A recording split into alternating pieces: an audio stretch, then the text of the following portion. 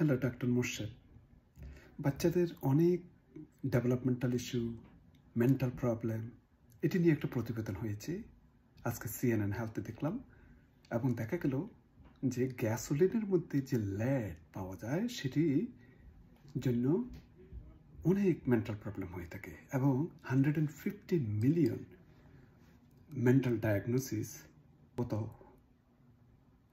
Lad এর সাথে জড়িত।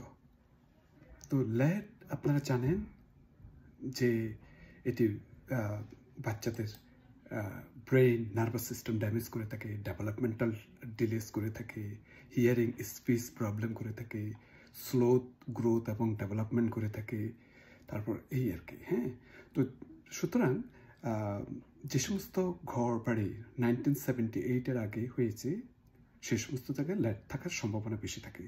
তো আপনাদের যেখানে বাড়িঘর আছে সেখানে সয়েলে কিংবা পেন্টিংয়ে কোনো ল্যাড আছে কিনা সেগুলোর দিকে খেয়াল রাখতে হবে। আমেরিকাতে যখন দেখা গেল যে পেট্রোলিয়ামে গ্যাসোলিনে ল্যাড রাখা হয়েছে, তখন 1986-এর পরে এটি প্রায় কীভাবে নির্মূল করা যায় সেভাবে পদক্ষেপ নিল, এবং পরবর্তীতে লেট 90s-এর দিকে একদম ল্যাড সব আউট করে দিল।